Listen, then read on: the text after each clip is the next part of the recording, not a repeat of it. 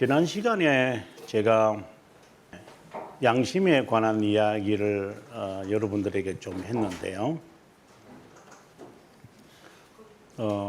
우리가 지금 하고 있는 이 주제 자체가 이제 교회 프로그램에 우리가 이제 교회에서 하는 프로그램이죠. 이것을 우리가 지켜야 할 의무냐, 여기에서는 우리가 자유에 있다라는 겁니다. 실제로 그렇습니다. 하지만 얽매여져 있습니다. 그러면 무엇에서 자유고 무엇에서는 우리가 노예적처럼 의무가 되느냐, 이 부분은 우리 해결해야 되는 것 같아요. 그래서 지금 지난 시간에도 여러분들이 상당히 어려운 이야기들을 했지만 오늘 또 어려운 이야기를 좀 해야 되겠다는 생각이 듭니다. 왜 그런가 하면 사실상 인터넷도 그렇고 블로그도 그렇고 유튜브에도 들어가 보면 기독교인의 양심에 관한 이야기는 별로 하지 않습니다.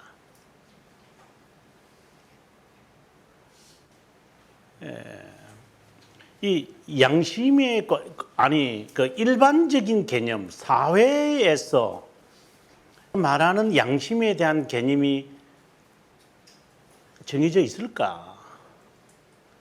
우리가 양심에 대한 이야기는 잘 하지 않습니다. 윤리적으로 그냥 추상적으로 이상적으로 양심이라는 게 뭐 이렇게 했을 뿐 실제적으로 들어가면 사회적 양심 어디서 찾습니까? 종교에서도 이 말을 하지 않고, 그리고 교육에서도 이 말을 하지 않는데, 또 심지어 기독교에서도 이 말을 하지 않는데 양심을 어디서 찾습니까? 여러분 한번 유튜브 자체가 다 이런 것은 아니지만 유튜브에 양심이라고 해서 한번 검색해 보시면 그렇게 많은 주제가 없습니다. 우리는 양심에 대해서 굉장히 희미합니다. 심각한 것이라고 저는 봅니다. 그리고 이제 이것과 함께 제가 늘 이제 여러분들에게 말씀드리는 것은 이 용어 정리라고 하는 건데, 용어 정리가 우리한테는 너무나도 희박합니다. 그러니까 용어에 대한 개념이 설정이 안 돼 있기 때문에, 그러니까 또 다른 말로 한다면은 인문학에 대한 개념이 설정이 안 돼 있습니다.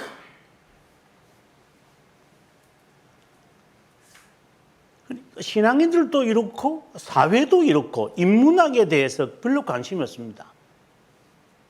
지금 대학가에 최근에 놓은 이야기에서 서울대학교 입학생 가운데서 몇 프로가 자퇴했다. 왜 자퇴했느냐? 의사 되겠다는 겁니다. 왜 의사 되려느냐? 돈이니까. 돈하고 의사가 무슨 상관이 있느냐? 지금 사회가, 근데 그게 양심이 있다고 보십니까? 저는 양심이 없습니다. 돈이 바로 의사다. 이런 쪽으로 가는 세상인데 무슨 양심이 있고 거기에 정의가 있습니까? 우리나라 사회 자체가 지금 곤두박질 치는데 교회도 이걸 다루지 않는데 어디서 이걸 다뤄야 됩니까? 그래서 여러분들이 상당히 힘드실 겁니다. 양심에 대한 이야기를 하면 우리는 양심의 찔림을 받을 수밖에 없는 겁니다. 어떻게 기준이라는 게 설정이 안 돼 있습니다. 누구도 아무도 어디서든 정해지지 않는 것이기 때문입니다. 저는 이거는 한국 교회의 윤리적 심각성이다. 저는 그렇게 봅니다. 이 문제가 해결이 안 되면 지금 칼빈 선생이 이야기하고자 하는 그 3장 19장 자유에 대한 개념이잖아요. 그것에 대해서 지금 칼빈 선생이 지금 4권 10장에서 양심에 대한 이야기를 1항부터 다룬 거거든요. 이 개념이 없습니다. 마틴 루터가 기독교인의 자유에 대한 글을 씁니다. 1520년에. 왜 그가 그걸 썼을까요? 양심에 대한 문제를 해결해야 됩니다. 기독교인들은. 우리가 자유라고 하는 말은 율법 저주에서부터 자유, 그리고 율법을 지켜서 구원을 받는 것에서부터의 자유, 그 다음에 양심의 자유입니다. 이 자유에 대한 개념이 설정이 안 돼 있는데 어디서 우리가 윤리적 삶을 찾을 수 있습니까? 이래서 제가 그리고 여러분들도 이 부분에 대해서 심각하게 다뤄야 합니다. 아무튼 제가 지난번에 책을 소개했는데 그 책이 절판이 되어가지고 구할 수 없다고 되어 있어서 제 마음에 참 섭섭했고 개인적으로 그러면 내가 번역을 해야 되나라고 할 그런 생각까지 해보고 있습니다. 뭐 정리가 되면 제가 번역을 한 200페이지밖에 안 되는 거니까 검색할 수 있으니까 해야만 하나 이런 이제 생각도 해봤습니다. 양심의 문제에 대한 우리가 오늘 또 하나씩 지난 시간에 이어서 살펴가서 양심의 자유라고 하는 이 개념 정리를 분명히 하고 살아가야 되겠다 라고 하는 마음이 있습니다. 저는 이 주제에 맞춰서 한번 읽어가면서 또 필요한 부분의 해석을 덧붙이도록 하겠습니다. 교회법에는 두 가지가 있다. 로마 교황과 그의 추종자들이 교회에 부과하면서 교회적이라 부르는 법들은 불경건하고 유해한 것들이다. 우리의 반대자들은 그것들이 신성하고 유익하다고 변호한다. 하나는 의식과 예전에 관한 거고 하나는 기강에 관한 것이다. 의식과 예전, 기강. 이것은 어떻게 보면 상반적인 겁니다. 저도 마찬가지지만 예배에 대해서 저는 굉장히 중요시합니다. 그러면 이 예배가 의식이잖아요. 이 굉장히 중요하게 저는 생각하거든요. 그거 자칫하면 바리새파가 되고 율법주의로 빠질 수 있습니다. 그 다음에는 뭐가 나오느냐? 기강이 나옵니다. 이제 성도를 바르게 살게 하기 위하여서 기강을 잡아가야 되잖아요. 예절을 지키게끔 해야 되잖아요. 그럼 그걸 위해서 우리는 여러 일들을 해야 됩니다. 어디서 그 아이디어를 갖고 올 겁니까? 어디에 있는 사상을 가지고 와서 성도들에게 예절을 가르칠 겁니까? 그 소스가 어디입니까? 유교 사상입니까? 아니면 어느 사상에서 가지고 와서 성도들에게 예절을 가르칩니까? 이 부분, 나 자신도 그렇고 우리도 그렇고 가정에서 어떤 것을 자녀들에게 가르칩니까? 기독교에서 가르치는 그것에서 기독교 윤리라는 것이 정립되어 있을까요? 아닙니다. 없습니다, 여러분.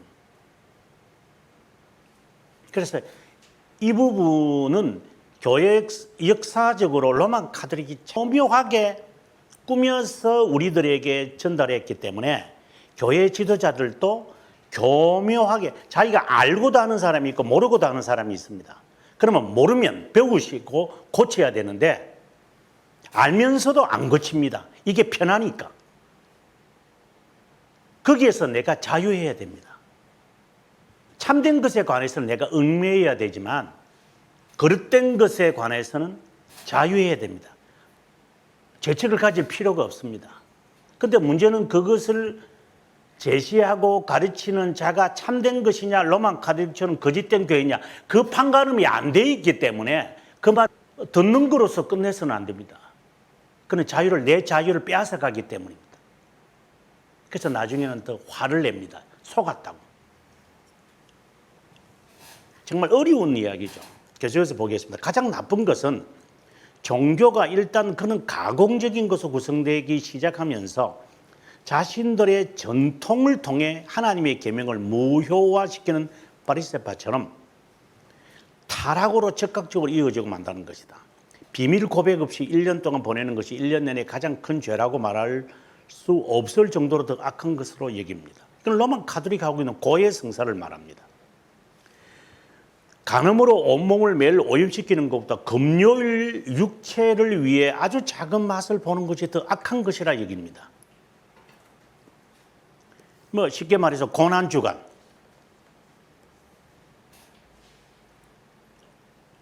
고난주간 되면 교회들마다 사순절 지킵니다. 이제 나중에 다 나옵니다만 사순절 왜 교회에서 지키죠? 왜 금식하죠? 이날요? 이런 것들입니다. 그러면 금식하지 말라는 게 아닙니다. 금식해야 될 이유가 분명히 있어야 됩니다. 그건 역사 전통, 교회 2000년 역사에서 누가 사순절을 지켰고 누가 금식을 하게 했느냐에 대한 분명 것을 알고 난 다음에 금식 사순절을 해야 한다고 해야 합니다. 이런 것도 없이 그냥 무방비식으로 교회 전통이다. 그걸 원하시는 분 하시면 되죠. 나중에 땅치고 후회할 겁니다. 하나님의 규범들을 거칠애로 형식적으로 만들면서 자신들의 규범에 복종할 것을 강력하게 요구합니다. 경건의 모든 능력이 그것들 안에 있는 것처럼 행하고 이런 행위는 그들의 전통으로 하나님의 말씀을 무효화시키는 게 아닌가요? 세상의 초등학문보다 하나님의 거룩한 말씀을 경시하는 것이 더 큰 악으로 여깁니다. 결국 순종을 핑계 삼아 이겁니다. 하나님께 향하지 말고 나에게 향하라는 겁니다.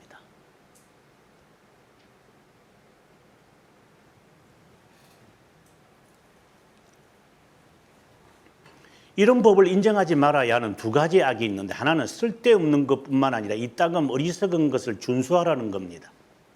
수많은 것으로 경건한 양심은 억압받고 유대주의와 같이 그리스도에게로 올 수 없는 그림자를 붙들게 합니다. 육체적 지혜에 따르면 교회 법이 제거되면 교회가 손상받는 것처럼 생각합니다. 이런 것들은 자의적 숭배와 겸손과 몸을 괴롭게 하는데 지혜 있는 모양임을 알아야 합니다. 이제 여기서 계속해서 여러분 조심해야 되는 게 자유 잠깐 말하니까 마치 방종을 제가 조성하는 것처럼 착각하시면 안 됩니다. 이 방종을 말하는 게 아닙니다. 교회 의식 싫어하는 사람, 교회 오기 싫은 사람, 교회 프로그램에 참석하기 싫은 사람은 제가 지금 하는 말들이 정말 찰떡까지 착착 들어붙을 겁니다. 제가 그 말을 하는 게 아닙니다.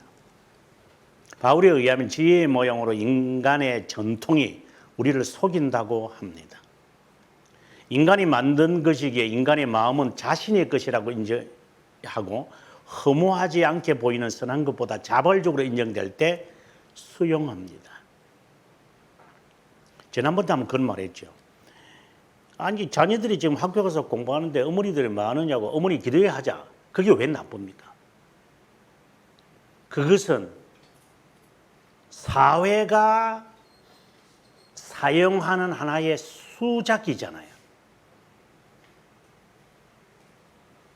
그렇게 해서 사람들을 모아가지고 더 많이 모으기, 그거로 끝나면 돼요.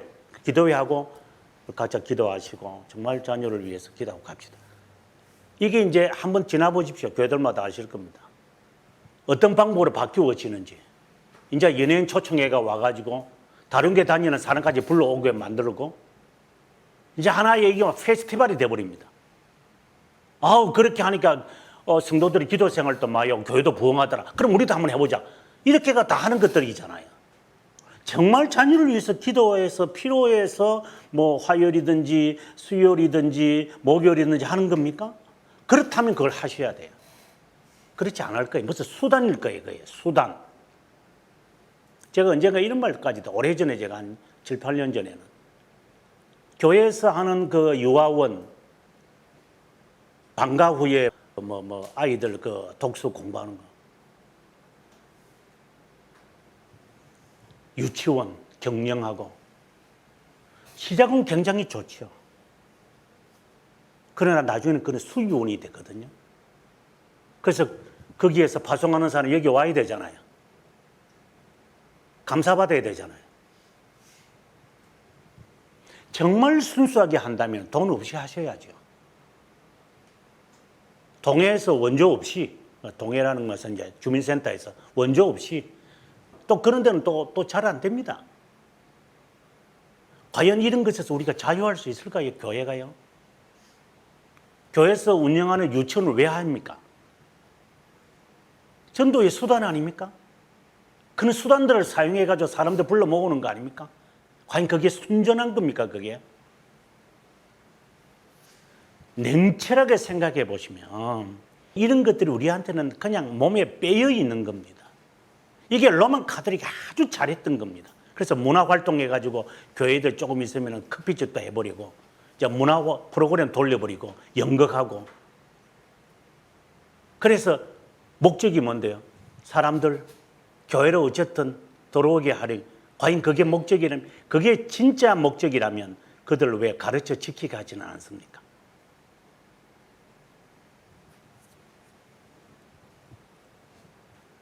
그래서 이 자유라고 하는 게 방종을 제가 조성하는 게 아니라 정말 초심을 가지고 그대로 가셔야 됩니다. 인간이 만든 것으로 인간의 마음을 자신의 것으로 인지하고 흠모하지 않게 보이는 선한 것보다 자발적으로 인정하게 될 때 그것을 사람들은 수행하게끔 한다. 두 번째, 교회 멍에 하에 굴복하기 때문에 사람의 마음을 지키게 하는 동안 겸손을 위해 적합한 것처럼 보입니다. 프로그램이 막 돌아가고 새벽에 사람들을 불러 모으고 작전 기도하고 무슨 계획 속에서 전도 운동하고 이러니까 사람들이 모여서 북적북적하니까 기분은 좋죠. 그래서 막 하나님의 법에 순종하는 것처럼 보이고 막 운숭운숭 왕성왕성하니까 과연 그렇습니까, 그게? 육체의 의지에 굴복시키고 금욕의 열정으로 억제시키는 것처럼 보이기 때문에 지혜롭게 고안한 것처럼 여겨집니다. 이렇게 단순한 자들이 어리석은 구실로 미혹되지 않도록 가면을 벗으라고 성경은 말합니다. 이는 유대주의가 잘했던 겁니다. 이유는 가공적 예배가 교회에서 정죄받고 인간의 마음을 기쁘게 할수록 성도들에 의해 더욱 의혹을 받게 되는 것이 바울이 잘 알고 있었기 때문에 조심하라고 한 것입니다.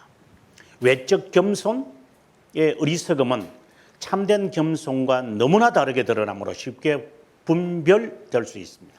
초보적 규칙이 육체의 실행에 가치가 있을 뿐이기에 무지한 자들에게는 인간 정통을 명했던 겁니다. 그러니까 이렇게 하면 사람들이 좋아하고 쉽게 말하면은 그 연예인 초청해가지고 그냥 전당하는 날 총동원 주일 날 사람들 이렇게 연예인 데리고 와서 푸짝푸짝하면 막 그냥 뭔가 일어난 것 같고 그런 프로그램 돌아가는 그 자체가 좋은 거예요. 그 이상은 없어요. 이게 주님의 일이라고 하고 또 하니까 거기에 동참하지 않으면 안 돼요. 그럼 순전한 사람은 거기에 막 동참해요. 한국 교회가 이런 식으로 가고 있지 않습니까? 그러니까 프로그램을 교회가 작성할 수 있다는 미명 아래 마음껏 무방비 상태에서 마음껏 해버립니다. 배우지 못한 저속한 자들만 아니라 세속적 지혜로 부풀려져 있는 자들, 외식주의자들과 어리석은 여성들은 의식들의 눈부심에 매료되다 보니 이보다 더 나은 것이 있거나 아름다운 것이 없다고 생각합니다. 이런 것들을 철저히 점검해 보면 경건의 규칙에 따라 그런 모든 의식의 가치에 대해 진실하게 살펴본다면 어떤 유용성도 없고 텅 빈 것에 방관자들의 눈을 미혹시키는 협잡한 것에 불과합니다. 그것들은 기강의 그림자고 덧없는 환영에 불과합니다. 유대교와 다를 바가 없습니다. 수많은 의식들을 불러 넣어서 교회는 그것들을 도저히 참을 수 없을 정도가 되고 맙니다. 유대교의 의식들이 이상하게 혼합되어 나타나 경건한 마음을 죽음의 닻을 놓고 맙니다. 이에 대해 사도 바울은 거짓 사도들의 추인은 감동적으로 묘사하고 있습니다. 그들의 방법, 수단. 미신이 시작하는 길은 먹지 말라는 것만 금하고 심지어 씹지 말라고 한다는 겁니다. 맛보는 것조차 금한다고 합니다. 이것이 이루어지면 손가락으로 만지는 것조차 불법이라고 정해버립니다. 이것이 당시의 미쉬나라고 하는 겁니다. 미쉬나. 해석을 훨씬 중요하게 얘기합니다. 그러니까 사실이 아닌데도 해석을, 이거는 이제 상징이라 그래요. 상징이라는데 사실은 아닌데 해석을 그럴듯하게 해가지고 사람들을 미혹시킨다. 이거는 주사파들이 잘하는 짓입니다. 공산주의자들이 잘하는 겁니다.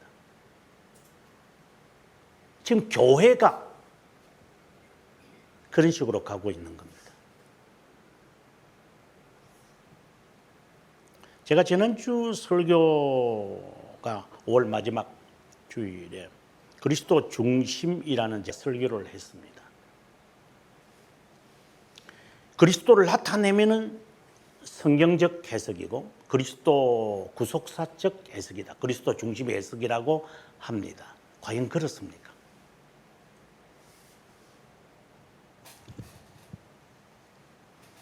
정말 스데반의 구약 성경에 대한 해석을 정확하게 봐야만 합니다. 인간이 만든 법들의 횡포로 인해 그리스도를 거의 묻어버리고 유대주의의 상징들로 돌아가게 만듭니다. 교활한 자들은 이에 변명하면서 이스라엘 백성 가운데 교양 없는 자들이 많았던 것처럼 이런 자들을 위한 교육이 필요하다고 핑계댑니다. 제가 정말 많은 교회를 다니지만 우리에게는 그것이 어려워요. 좀 더 쉽게. 그러니까 지도자들 스스로가 성도들을 얕잡아 보고 성장시키려고 하지 않습니다. 또 그들은 거기에 익숙해 있습니다. 어려운 것에 관해서 알려고도 배우려고도 추구하기도 안 합니다. 정말 뭐라고 해석해야 될지 저는 모르겠습니다. 정말 이들을 위한다면 유대주의적인 것을 부활시키지 말고 하나님을 더욱 단순하게 예배드리도록 해야 됩니다. 극단적으로 치우쳐 경험이 없고 배우지 못한 자들의 의식이라고 하여 그것을 깡그리치 없애지 말고 그 수단을 그리스도를 나타내는 데 사용해야지 숨기는 데 사용해서는 안 됩니다. 하나님은 어렵지 않은 몇몇 의식들을 주셔서 그리스도를 나타내게 하셨습니다. 이 수단을 사용하기 위하여 수를 적게 하고 지키기 쉽게 함에 하여 위험 있고 명백하게 표현해야 합니다. 인간의 마음에 스며든 유해한 견해들에 대해서 말하지 않겠습니다. 희생제물로 하나님을 달랠 수 있고 죄들이 속량되고 의와 구원이 획득된다고 하는 것들입니다. 이 말은 참 중요한 이야기죠. 여러분 아시죠? 하나님의 진노가 저주로 나타납니다. 이 저주를 해결해야 됩니다. 이건 다른 말로 한다면 하나님의 정의가 처벌을 요구한다. 이게 만족되어야 구속사역이 이루어집니다. 그것과 다른 의미에서 이제 표현 방법입니다. 하나님의 진노를 달래기 위해서, 어피즈라는 말이잖아요. 어피즈 위해서 희생제물이 필요합니다. 이 희생제물을 다른 말로는 바로 속죄제물이라고 그럽니다. 또 이것을 다른 말로 한다면 화목제물이라고 합니다.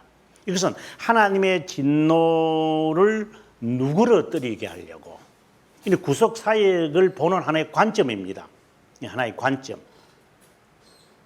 근데 이것을 문자적으로 받아가지고 희생제물을 통해서 이런 것을 통해서 하나님을 달래겠다. 물론 단어의 뜻은 그렇습니다. 구속이라는 단어의 뜻이. 그래서 우리가 지금 이제 하나님의 분노를 달래야만 한다. 그래야 이제 죄 용서 받는다. 구원도 획득할 수 있다. 로만 가톨릭이 하는 짓거리입니다. 하나님을 기쁘시게 하고 하나님이 좋아하시는 것을 우리는 해야 된다. 이런 미명 아래 우리는 온갖 것들을 다 집어넣습니다. 그 안에. 그래서 목적이 이끄는 삶입니다. 그래서 목적이 선하면 모든 것이 다 선합니다. 아닙니다. 틀렸습니다. 목적이 선하면 수단도 선해야만 합니다.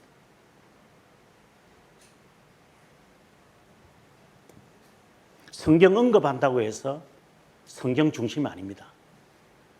바리새파도 이단들도 성경 언급합니다. 이단자들이 처음에 우리한테 와서 하나님의 말씀 배우십시다. 형제님 이렇게 하지. 성경 펴놓고 이야기합니다.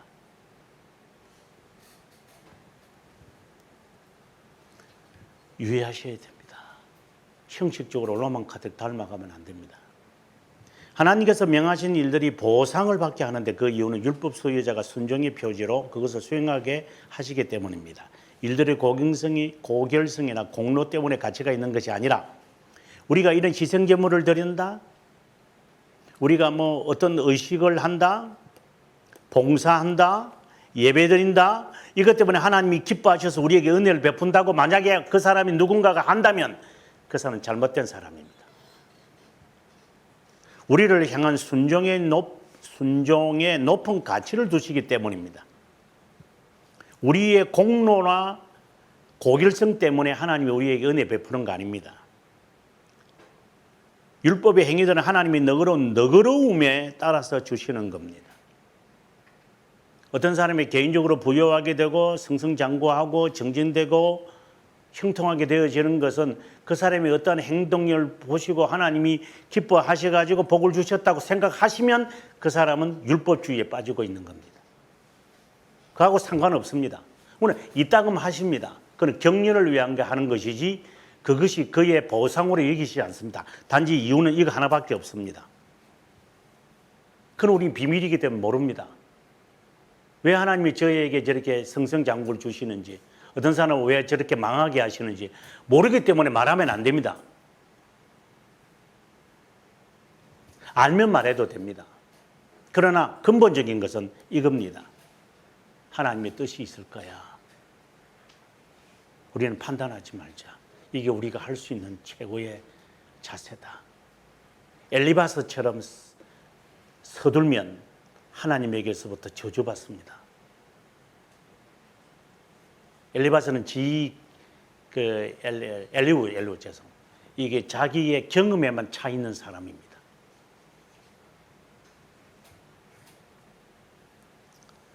순종이 허약하고 결점이 많기 때문에 다시 말하지만 행위의 칭찬이 조금이라도 있다면 하나님은 그것을 순종으로 여깁니다. 반드시 받아야 하는 것은 그들이 연극이나 마법과 같은 것처럼 무의미한 의식들을 나타내기 때문입니다. 모든 의식은 그리스도께로 인간을 인도하지 않을 때 부패하고 유독한 것이 되고 맙니다. 이 말은 그리스도께로 인도한다는 이 말 자체가 바로 그리스도의 순종을 말합니다. 그리스도의 순종처럼 우리도 순종을 한다는 겁니다. 만약에 어떤 프로그램을 했다 합시다. 어떤 프로그램을 했다고 합시다. 뭐 어떤 것인지 저를 정확하게 규정을 하지는 않겠습니다만 했다면 그것이 그 사람이 그리스도에게 순종하는 대로 그 프로그램이 도움이 됐다면 그것은 그것으로 칭찬을 받아야 됩니다. 로마 교행청에서 현재 사용하고 있는 의식들은 교리와 분리되어 있게 이 기준이 나옵니다. 인간으로 하여금 무의미한 표정들에 머물게 합니다. 인간의 배가 교활한 고환자이기 때문에 수많은 의식으로 돈을 벌려 하는 탐욕에 찬 사제들이 고안해 낸 것들입니다. 그 기운이 무엇이든지 간에 부정한 이익에 너무나 악용되어 있어서 불경하고 모독적인 거래를 교회에서 실행하지 않으려면 폐지되어야 됩니다. 대부분 그 기준은 어디 있습니까? 교리에 있습니다. 적어도 교리를 가르치면서 교리의 기준에 따라서 살려고 하면서 프로그램이 그것에 근거해서 만들어졌다면 거기에서는 자유하면 안 됩니다. 자기를 묶어야 됩니다. 지난 시간에도 지금 말했지만 나의 양심의 기준 없이 모든 거 다 없애라 그러면 안 됩니다. 반드시 기준이 있어야 됩니다. 그게 성경의 요약인 신앙 고백서인 교리입니다. 지금 한국 교회가 교리를 안 가르치기 때문에 기준은 없는 겁니다. 쉽게 말해 장땡입니다. 교회만 성장하면 되는 거 아니야? 장로들도 원하고 목사는 어쩔 수 없이 따라가서 목사도 그런 사람이 있긴 있습니다만 이게 정말 악순환입니다. 그 사이에서 성도들은 자라가야 되는데 아이들은 자라나는데 무엇을 묻고 자라납니까?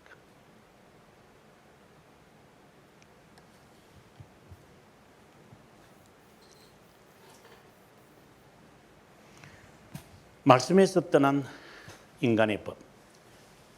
그들이 조작한 것으로 하나님께 경배드리는 미신적 관습을 인간이 시작할 때 이 목적을 위해 제정된 모든 법은 즉시 타락하여 악화되고 맙니다. 무감각하고 눈먼 상태의 인간의 교리로 하나님께 예배드리는 자에게 저주가 명해지기 때문입니다. 어느 시대에만 머무는 것이 아니라 모든 시대가 그렇습니다. 하나님의 많은 교훈을 경멸하면서 죽음의 속박에 스스로 자발적으로 빠지는 자들은 어리석은 것에 빠져나오지 못합니다. 이유는 하나님의 말씀에서 떠나 권위 없고 인간이 만든 법이기 때문입니다. 하지만 인간법의 목적은 신적 예배의 형태를 규정하기 위함이고 구원에 필요한 것을 결합시키기 위해 양심의 종교적 임무를 두려는데 교회에서 지금 프로그램 만드는 거 있습니다. 저도 만듭니다. 이 교회에 필요하다면. 그러면 그거 두 가지 목적이 분명히 있어야 됩니다. 여기에서 칼빈 선생님이 분명히 이야기하지 않았어요? 신적 예배의 형태를 규정하는데 그 다음에 구원에 필요하는데 양심이 종교적 임무에 두려는데 이것을 하는 목적은 여기에 있는 겁니다 라는 것을 알고 그 다음에 가야만 합니다. 그렇게 하지 않고 습관적으로 관습적으로 관행적으로 만약에 교회가 만약에 했다면 근거도 없이 성경적 분명한 해석도 없이 한다면 오늘 칼빈의 말에 빌리면 그 저주받아야 됩니다. 지상에서 봤던 거는 하나님 봤던 그거는 제가 알바가 아니라 무책임한 말이 아니라 무섭습니다.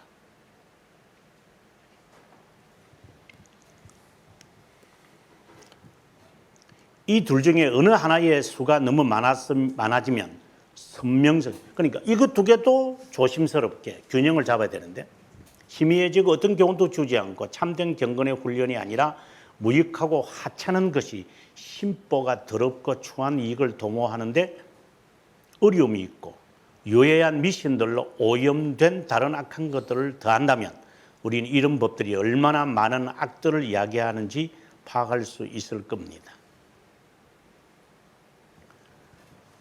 로마 교회의 전통들은 자신이 만든 것이 아니라 하나님으로부터 왔다고 다 말합니다. 교회에서 하는 거 다 이렇게 말하죠. 사도들로부터 계승한 것이라고 주장합니다.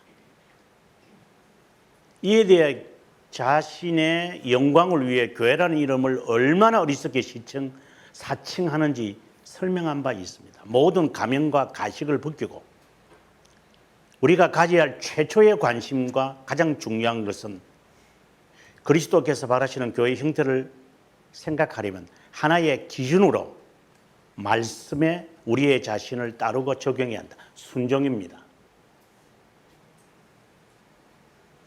하나님의 말씀의 제안을 무시하고 새로운 법을 제정하고 사치스럽게 벗어나는 것은 교회의 특성이 아니면 틀림없습니다. 가감하지 말아야 합니다. 하나님의 말씀으로 묘사된 영역 내에 스스로 둘 수 없는 경박한 인간의 방종을 조정하는 것에 교회의 이름이 있을 수 없고 단지 있는 채 합니다. 강함한 것이 아니라 보충한 것이라고 핑계를 또 댑니다. 하지만 여호와께서 번제와 다른 제사를 그 목소리 순종하는 것을 좋아하심과 같이 좋아하시겠나이까. 순종이 제사보다 낫고 듣는 것이 수양의 기름보다 나으니 이는 거역하는 것은 사술의 죄와 같고 완고한 것은 사신 우상에게 절하는 죄와 같다. 정말 말합니다. 참된 교회와 거짓된 교회를 제가 함부로 판단을 하겠습니까만 적어도 특성이 아니라 특징이 있습니다. 말씀 중심이죠. 가장 중요한 것은 그 말씀을 지키게 하는데 필요한 프로그램들입니다. 행사치레가 아니라 가장 주요한 도구는 기준으로 삼는 신앙 고백, 신앙 교리입니다. 만약에 개혁교회라고 하면서 신앙 교리를 등진 채 어떤 사람들의 위대한 인물들의 책을 가지고 개혁교회라고 한다면 저는 학자며 목사며 신자로서 말합니다.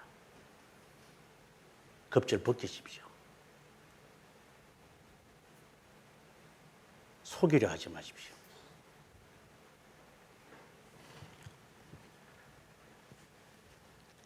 저는 한국교회를 여러 개를 다니면서 개혁교회 한답시고 신앙교리를 하는 교회를 별로 보지 못했습니다. 해도 소결이 하나, 대결이 조금, 신앙 고백서 없어. 없습니다, 그다음부터. 그러면서 개혁교회라고 그럽니다.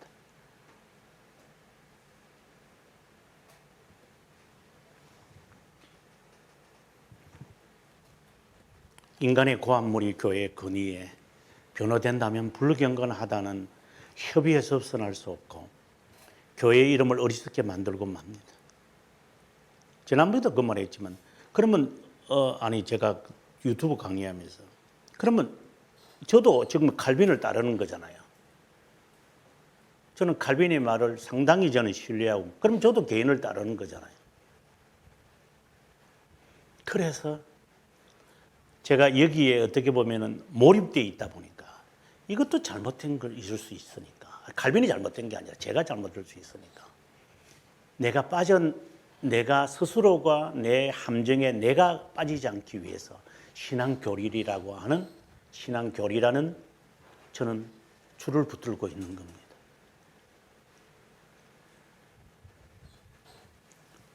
거기에 비추어서 이것에 비추어서 그것을 바라보면서 조금이나마 헛된 시간을 보내고 싶지 않고 거짓된 것에 사람들을 빠뜨리게 하고 싶지 않으니까 그런 겁니다만 교회가 알고 있는 가장 좋은 찬양인 순종의 찬양 결국은 이거거든요. 우리는 교회에 들립니다. 교회와 일치하기를 바란다면 주님께서 우리와 교회에 이의 없이 순종하라고 주신 명령을 기억해야 합니다. 모든 것에서 주님께 복종을 나타내면 교회와 가장 잘 일치할 것입니다. 사도들이 오랫동안 발견하지 못했던 신비한 것들이 있는데요. 부분적으로는 유대인이나 이방인이 준수하는 것들로 무식하고 감각도 없는 어리석은 사제들이 당연하게 행할 수 있는 것이 이었습니다. 그것들은 어린아이와 광대도 그렇게 흉내내면서 적절하게 의식을 실행합니다. 수많은 의식과 제전이 교회에 한꺼번에 들어오는 것이 아니라 점차적으로 기어 들어왔습니다. 유다서 1장 4절의 말씀을 읽으셔야 됩니다. 슬그머니 들어옵니다. 존경받는 감독들이 사도들을 따라 질서와 기강에 속한 몇 가지를 소개했지만 그의 후계자들은 호기심과 물욕에 눈이 멀어 사려 깊지 못했습니다. 후손들로 칭송을 기대했던 고한물들이 쇠퇴하는 위험에 이르자 비뚤어진 열심으로 그런 의식들이 사도적이라 말하는데 까지 이러고 맙니다. 여기서 우리가 유의해야 되는 것이 하나 있는데 제가 앞서 칼빈이 설명했었던 그 가운데 하나인데 마태복음 15장에 있는 말씀입니다. 여기 이렇게 되어 있습니다. 그때 바리새인과 서기관들이 예루살렘으로부터 예수께 나와 이르되 당신들의 제자들이 어찌하여 장로의 전통을 범하나이까? 떡 먹을 때 손 씻지 아니하나이다. 대답하여 이르되 너희는 어찌하여 너희 전통으로, 여기 말하는 게 미시나를 말합니다. 미시나로 하나님의 계명을 범하느냐? 다른 말로 한다면 해석이죠. 해석이 더 중요합니다. 하나님이 이르르셨을 때 내 부모를 공경하라 하시고 또 아버지나 어머니를 비방하는 자는 반드시 죽임을 당하리라 하셨거늘 너희는 이제 해석을 하면 어떻게 하느냐? 누구든지 아버지에게나 어머니에게 말하기를 내가 드려 유익하게 할 것이 하나님께 드림이 되었다기만 하면 부모 공경할 것이 없다 하여 너희 전통으로 하나님의 말씀을 폐하는 자들아. 이게 해석입니다. 그래서 설교가 중요한 겁니다. 지도자들은 이 말씀을 정확하게 해석을 해야 합니다.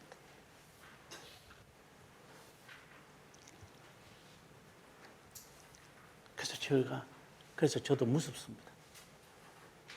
제가 이 학문 가르치는 것은 제가 마음껏 할 수 있습니다. 설교는 마음껏 안 됩니다. 이 해석을 내 마음대로 할 수 있기 때문에. 외식하는 자들이 외식하는 자들아, 이사야가 너희에게 관하여 잘 예언하였도다. 일렀으되 이 백성이 입술로는 나를 공경하되 마음은 내게서 멀도다.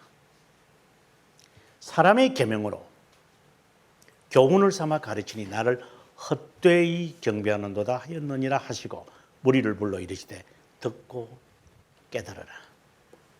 듣고 판단하라 이 말입니다.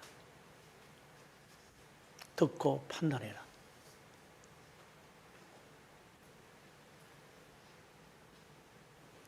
가능하다면 교회는 프로그램을 줄여야 됩니다. 단순해야 됩니다. 기준을 설정해야 됩니다. 그리고 사회의 문화와 방법을 동원해서 그럴듯하게 성경적 코팅을 하면 안 됩니다.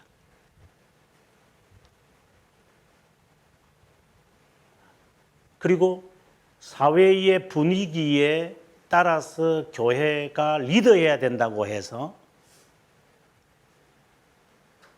그런 점은 또 리드하려고 그래요. 교회가 리드한다고 한다는 그 주장을 내세워서 과거에 한국교회에 뭐 민족주의자들이 있었고 그래 훌륭한 분들이 있는데 우리가 그렇게 해야 된다. 이런 미명 아래 그건 세속적인 이야기잖아요. 그것을 이용을 하거나 또 사회의 이 문화의 이 관습이 있습니다. 지금 대한민국이라면 대한민국이 어떠한 흐르는 하나의 관습이 있어요. 그걸 무시해서도 안 되죠. 제가 말하는 것은 기준을 설정해 놓고 이야기하는 겁니다. 그것을 이유로 들어서 우리는 이렇게 해야 된다. 저렇게 해야 된다.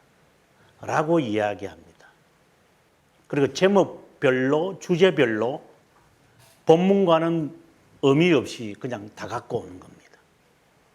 그래서 제가 처음에 한국에 와서 정말 제가 통곡을 하며 분통했던 게 뭐냐. 목적이 이끄는 삶이라는 책이 온 교회를 싸잡아가는 모습을 보면서 슬프다. 어리석은 자들아. 저는 그 책을 쓴 애가 누군지를 저는 잘 압니다. 그래서 제가 칼럼을 통해서 신문에 많은 글을 썼습니다. 목적이 선하다면 수단도 선해야 되고, 그 목적을 근거로 삼는 성경 구절은 본문에서 구속사적인 해석을 통하여 충분히 검증되고 인용을 해야 합니다. 왜 대학생 선교회들이 만든 교재들이 훌륭한 것도 있겠지만 대부분이 잘못된 것이 있느냐? 그거는 본문 해석을 전제로 하지 않고 성경 구절, 요거 성경 한번 써보세요. 이 성경 구절 여기서는 뭐라고 그래요? 써보세요. 이렇게 해서 성경 공부 가르치는 것을 따라가고 있습니다. 어떤 데는 제자 훈련의 교재도 그렇게 되어 있습니다. 정말 교회에서 가르쳐야 하는 기준이 되는 신앙 고백서는 쓰레기통에 집어 던져 놓은 채 왜 다른 것을 가지고 옵니까? 교회가.